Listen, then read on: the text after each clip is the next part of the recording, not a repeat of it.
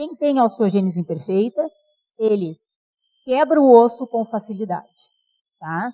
E às vezes não quebra o osso porque caiu da bicicleta, caiu do cavalo, não. Quebra o osso porque está caminhando e torceu o pé, quebra o osso porque foi se virar na cama e quebrou a costela, quebra o osso por mínimos traumas, tá?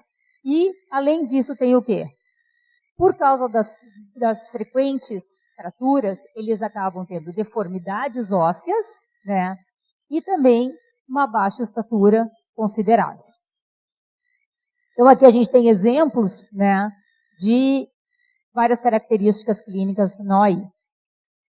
Além disso, tem alterações extra-ósseas, né? Uma característica importante é que o branco do olho, que é a esclera, ele não é branco, ele é azulado, tá? Então, o olho, a gente já nota que a criança tem o olho azul, ou o branco do olho azul, ou o pai e a mãe têm o branco do olho azul. Além disso, o dente, ele também não é branquinho. Ele é um dente mais opalescente, é um dente mais transparente, mais amarelado. Isso chama-se dentinogênese imperfeita. Porque a dentina, que é uma das camadas do dente, ela também é feita de colágeno, ela também tem alteração. Tá? Além disso, pode ter perda auditiva, que é progressiva, pode ter uma pele bem fina e frágil, alterações nas válvulas cardíacas, onde também tem colágeno, né? E alterações oculares que eu vou citar para vocês. Tá? Então, a OI, ela é classificada em vários tipos. Diferente da condoplasia, né? Que a condoplasia é ou não a condoplasia.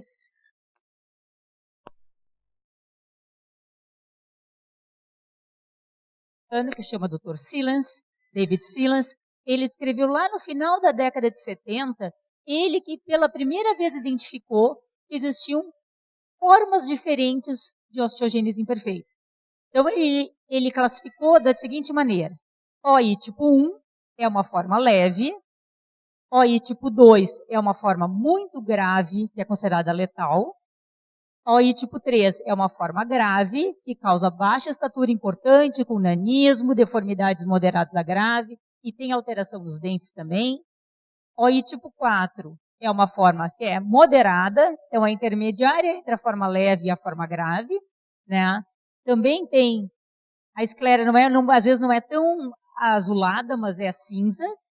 E OI tipo 4, tipo 5, que é uma forma diferente que causa calcificação da membrana entre o rádio e a ulna, que é esses ossos do antebraço, entre a tíbia e a fíbula, e também pode causar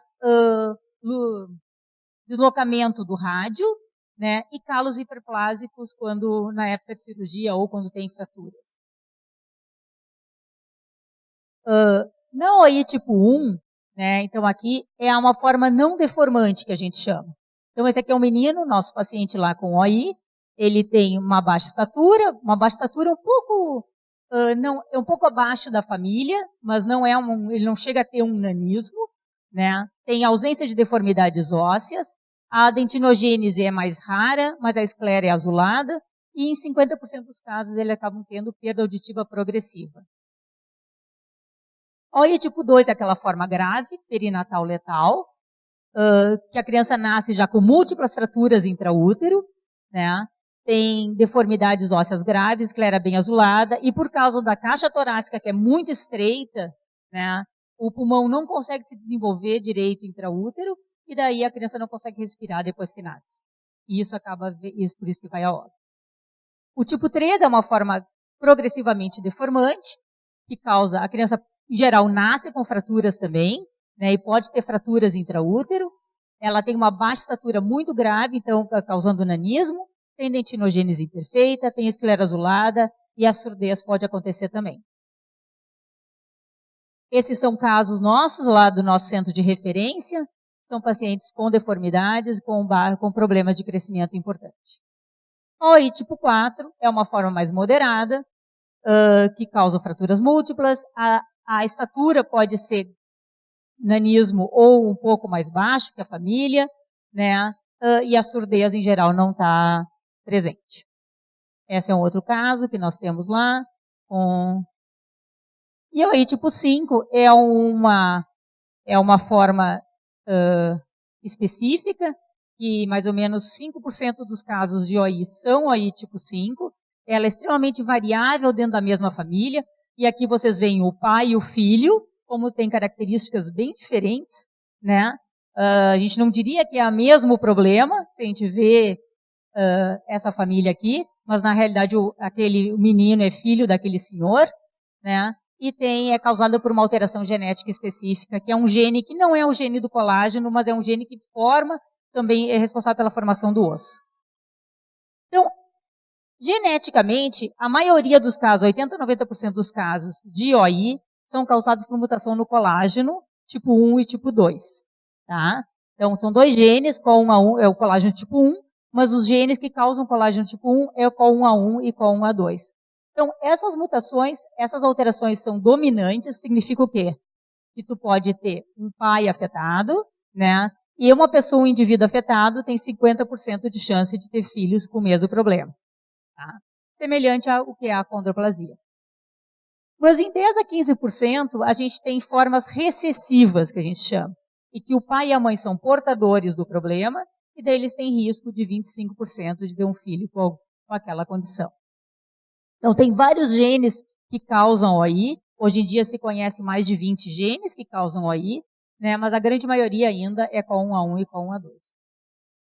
Então, o que aconteceu, né, em 2001, né, e é interessante que vocês viram a fala do Dr. Juan ontem à noite, e o Dr. Juan falou da importância das associações, da sociedade civil organizada, de promover políticas de fazer um lobby para a promoção de políticas públicas de saúde.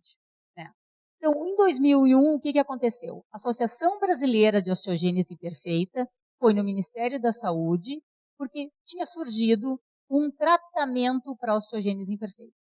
Então, eles foram ao Ministério da Saúde e pediram uma audiência com o ministro, pediram para que fosse incluído no SUS este tratamento. Tá? E daí foi naquela época, foi em dezembro de 2001, o Ministério da Saúde criou, então, centros de referência para tratamento de osteogênese imperfeita no Brasil e incluiu a medicação, que é o pamidronato de sódio, no SUS, para tratamento de osteogênese imperfeita. Isso mostra a importância das organizações civis junto aos órgãos governamentais. Né?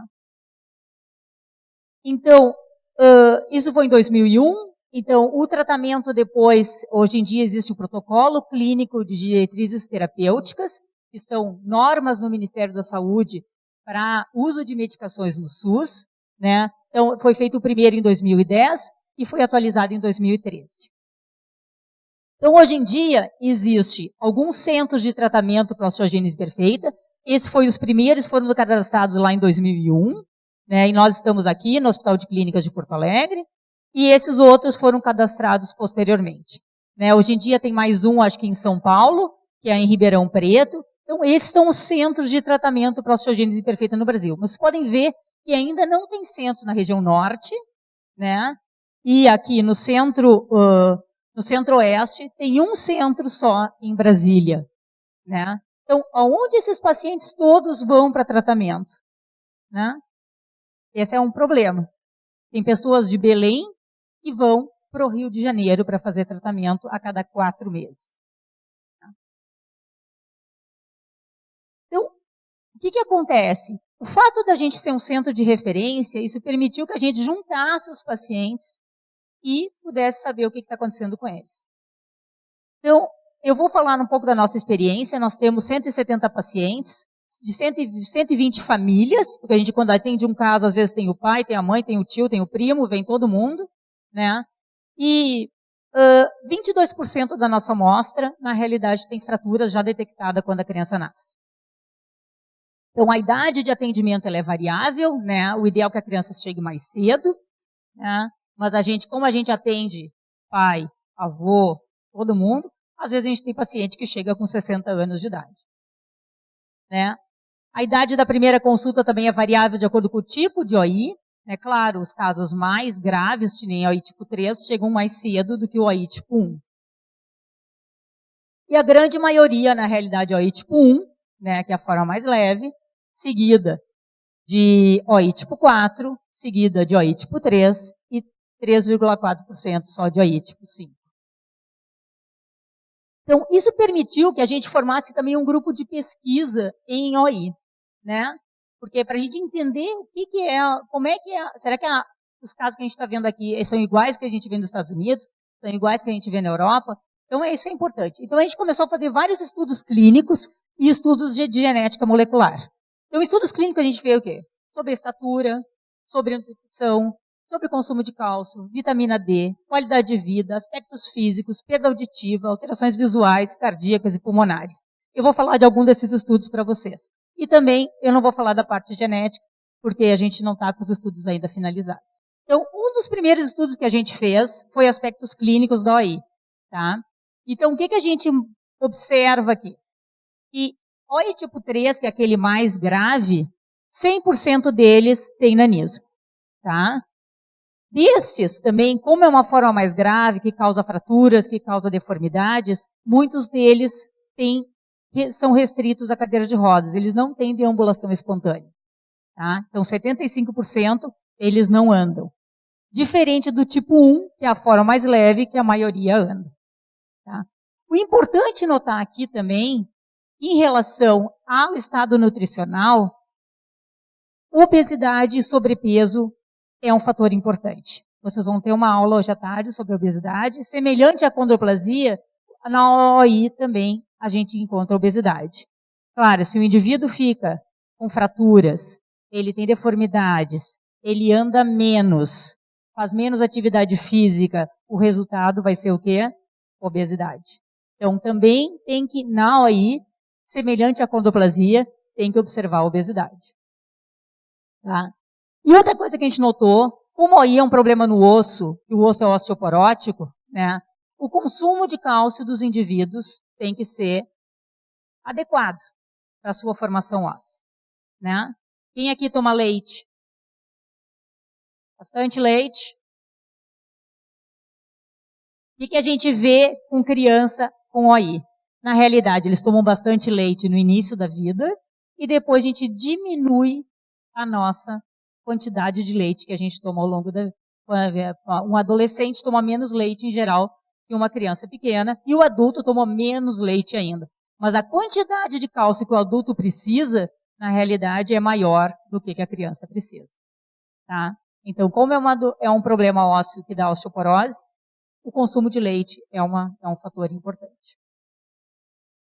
Então, a gente fez estudos clínicos mostrando o quê? A idade da primeira fratura, né? A fratura ao nascimento, no OI tipo 3 é 89%, nasce com fratura. Tá? OI tipo 1, 19% e OI tipo 4, 41%. Tá? Mas a idade da primeira fratura, no OI tipo 1, em geral, é em torno quando a criança começa a caminhar. Quando ela começa a ficar em pé, que faz a carga sobre a perna, sobre o fêmur e sobre a tíbia, aí que a criança quebra pela primeira vez. E o que acontece? Se ela faz fratura, ela vai parar, vai atrasar ela de andar e ela vai ter um atraso de aquisição da marcha. Então, o nível de deambulação eu já falei para vocês. Aqui falei já do atraso de aquisição da marcha. Tá? A gente também fez estudos sobre a córnea, que é uma camada do olho. Né? Então, o que a gente sabe? Como a córnea é feita de colágeno, né, a gente mediu o tamanho da córnea nesses pacientes. E o que a gente viu? Que quem tem OI, o vermelhinho aqui, são pessoas que não têm nenhum problema de colágeno. Tá? Então, pode ver que o vermelhinho é o normal, né? OI tipo 1, que é o azul, o que acontece? Tem uma córnea muito, muito fina. Tá? E quem tem OI tipo 3 e OI tipo 4, tem a córnea mais baixa, é mais perto do normal, mas ainda está fina, tá? E ali o roxo são todos os tipos de OI. Estão mostrando que OI tipo 1, que é a forma mais leve, apesar de não ter problema ósseo grave, tem a córnea fina e isso pode trazer consequências para pacientes com OI. Tá? O tratamento, como é que faz o tratamento? O tratamento, na realidade, ele é multidisciplinar. Tá? Marlon, tu me diz quanto tempo eu tenho mais, tá? O que precisa fazer? A gente precisa tratar as fraturas, né? A gente precisa reabilitar a fisioterapia e uma nutrição adequada. Mas em 98 surgiu uma medicação para osteogênese imperfeita. Tá? Qual é a medicação? É uma medicação que também era dada para osteoporose, mulher na menopausa, por exemplo, né? Que é o pamidronato de sódio. Então aqui, esse foi o primeiro estudo mostrando que pacientes que tinham essa coluna, depois do tratamento melhorou e a densidade óssea também aumentou. Tá? Então o que faz esse remédio? A gente sabe que o nosso osso não é inerte, né? O nosso osso está sempre em células que produzem osso e células lá que limpam o osso. E a medicação faz o quê? Ela simplesmente inibe as células que limpam o osso. Então, as células que produzem osso começam a produzir mais osso e aí a densidade óssea aumenta. Tá? Então, aqui é um osso antes do tratamento, essa figura de cá, e lá é um osso depois do tratamento, mostrando que ele é mais denso, menos poroso que nem esse do lado de cá. Então, a gente fez esse estudo no nosso... Então, assim, é uma medicação que é dada de acordo com a idade da criança, a cada 2, 3 ou 4 meses. Né? Ela tem indicações de tratamento. Então, aqui, esse é o estudo que a gente fez dos nossos primeiros casos, mostrando que a idade do início do tratamento é de 3 anos. Então, assim, hoje não é mais essa a realidade. Os nossos pacientes são tratados antes de 1 ano de vida, que quanto mais precocemente são tratados, melhor eles se desenvolvem. Né? Aqui o número de ciclos. Né? E o que a gente viu? Que o número de fraturas com o tratamento, ele realmente diminui. Diminui muito no primeiro ano de tratamento, né? E ele diminui ao longo da vida. Tá? Não isenta de ter fraturas, mas ele diminui. A criança continua fraturando, mas fratura bem menos do que antes. Tá? E a mobilidade, como fratura menos, a mobilidade melhora. Então, quem andava cadeira de rodas para de andar cadeira de rodas, quem usava muleta para de andar de muleta, e assim por diante. E a densidade óssea também melhora. Como vocês veem, essas cobrinhas aqui, todas estão para cima, né? Sinal que vai melhorando. É um tratamento que causa alguns problemas, pode dar febre, principalmente no primeiro dia que faz o remédio, né? Mas em geral é bem tolerado, sem problema maior. Tá? Mas o tratamento é um conjunto de coisas. Tem que usar, não adianta só usar medicação. Medicação não é milagrosa. Tem que usar medicação, tem que fazer o tratamento de reabilitação com fisioterapia. Isso é muito importante, até mais importante às vezes que a medicação, porque a fisioterapia vai fortalecer a musculatura, vai proteger as articulações, vai proteger o osso, e o tratamento ortopédico para prevenir as deformidades. Né? Por exemplo, este osso aqui, que é totalmente torto, né? Se o indivíduo vai ficar de pé, o que vai acontecer? Ele vai quebrar. Né? Então, esse osso tem que ser alinhado, e esse osso é alinhado com essas hastes intramedulares, que eu tenho ortopedistas aqui, então eu não vou nem entrar em detalhes. Né? E esse não é um trabalho meu, é um trabalho, na realidade, de uma equipe. Né? Então, esse é o grupo que trabalha comigo, lá em Porto Alegre. E esse é o grupo, lá de Porto Alegre, de osteogênese imperfeita. Né? O Dia Internacional da Osteogênese Imperfeita é dia 6 de maio, e a gente sempre comemora no Parque da Redenção, com uma caminhada, a gente veste amarelo, que é a cor da osteogênese imperfeita, e aí vocês veem várias crianças, vários pais, várias famílias com OI que também estão na mesma situação que vocês. Muito obrigada.